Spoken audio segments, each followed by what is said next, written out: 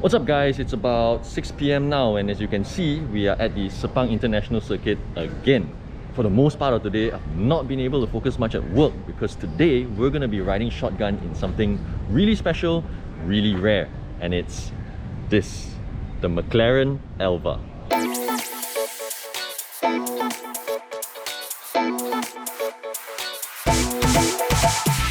Doesn't it just look absolutely stunning? Now this is the first ever open cockpit McLaren road car, and it's also the lightest McLaren road car ever made.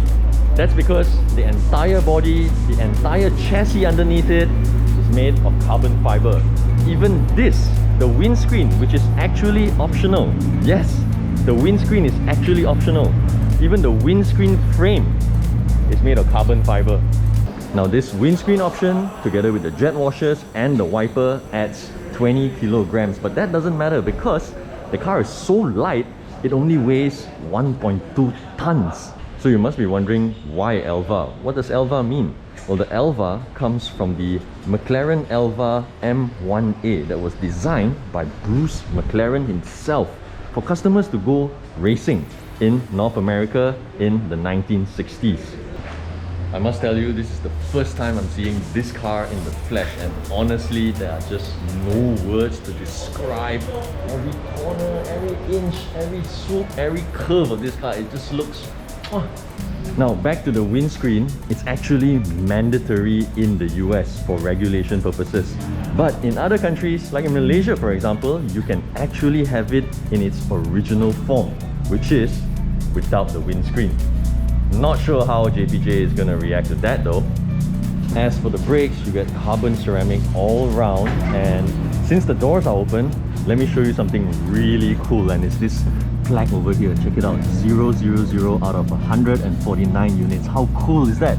And that's right, there will only be 149 units of this very, very exquisite McLaren Elva in the world. Want to guess how much it costs? 8.1 million ringgit before duties and taxes. That's how you close the door. Let's see what the start procedure is like.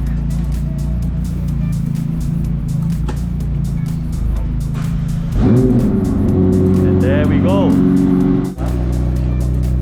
What you're hearing is a 4-litre twin turbocharged V8 that sits right in the middle here, paired to a 7-speed dual clutch gearbox to drive just the rear wheels. And that's mad because you get 815 horsepower and 800 Newton meters.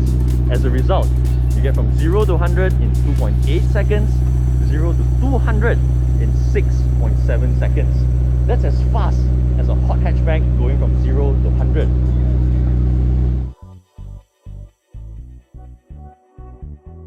Right, now it's my turn.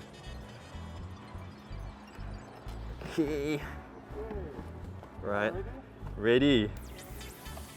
Put your visor up, it'll be a better experience. Okay. Yeah. Wow. Pull it down. Doors are so light. Yeah. Well, it is the lightest McLaren they built so far. Okay. Ready? Ready, let's do this. Oh, ho, ho, ho, ho.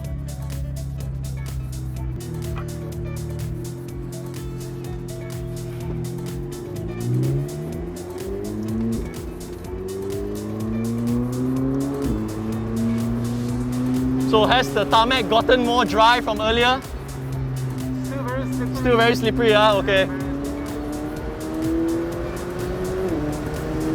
I'll be expecting some power slides. Minimal. Minimal. At 7.2 million minimal. Oh my god!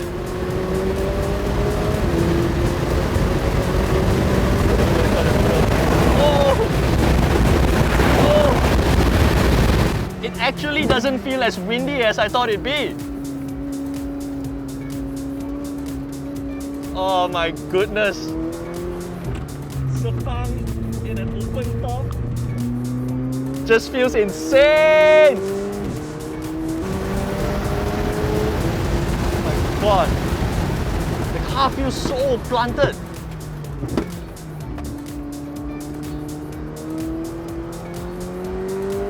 Yeah, definitely a little twitchy because 800 horsepower all the way to the rear wheels. Can you imagine? Check out his steering movement, how he's trying to keep the car in place. Honestly, I'm very relieved that I'm not driving this car.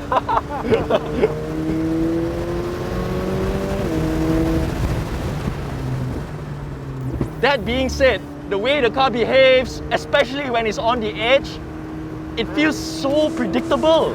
Yeah. Doesn't feel like it's gonna suddenly snap in a very violent oversteer. Turn 9.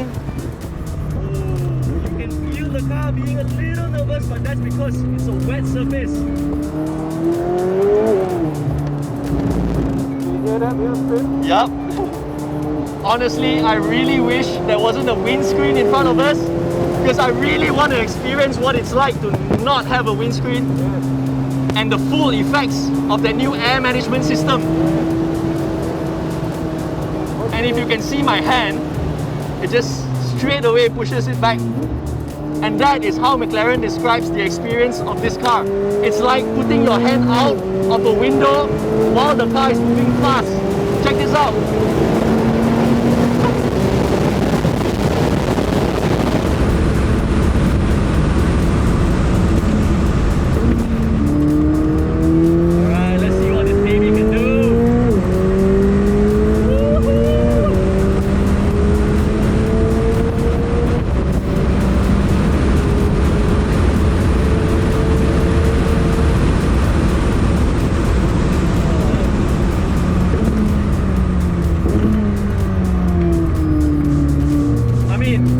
Horsepower to the rear wheels on a wet surface.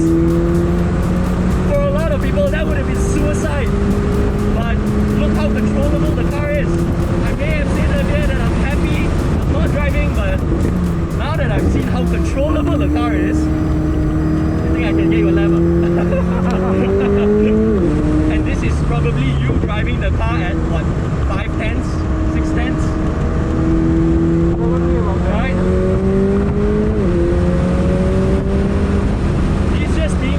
I think if he wanted to, we could have gone a lot faster than this. Well, given the price tag, yes.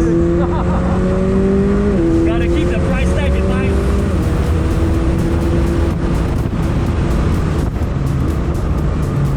Those carbon ceramic brakes, my goodness, the way they bite. Oh, do you see that?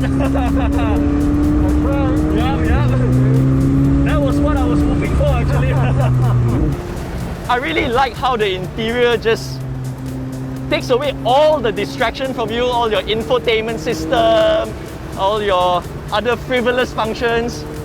It gives me the impression that all McLaren wants me to do, whether in this car or in other supercars, all they want me to do is just drive.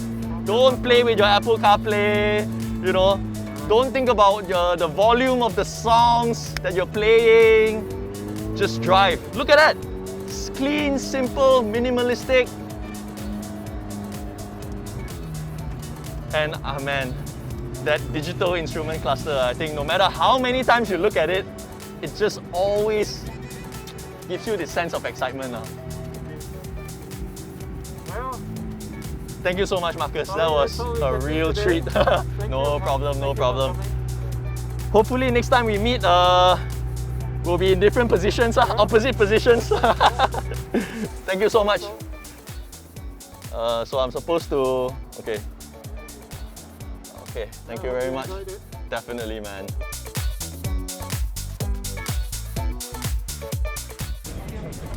What a way to pop my McLaren cherry, guys. Yes, that was my first ever time in a McLaren. And before we end this video, I'd like to show you one last thing. So I know it looks very clean and covered up front here, but underneath it is something that McLaren is really proud of because it's a world's first. It's called the Active Air Management System. Basically, you have a huge air duct underneath here that's shaped like a hook. What happens is you get air going through the front here and it gets channeled upwards. And when the car is moving fast, the air that gets channeled upwards gets pushed behind, completely missing the two passengers. And this is true even without the windscreen, because that's how they originally planned for the car to be, windscreenless. This, McLaren says, creates a canopy, or rather a bubble in the occupant section, where wind will not ever hit them.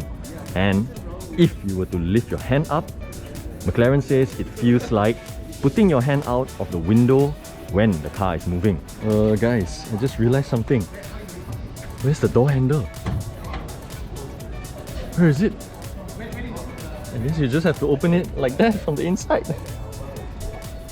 And that's all, guys, for our track experience of the McLaren Elva.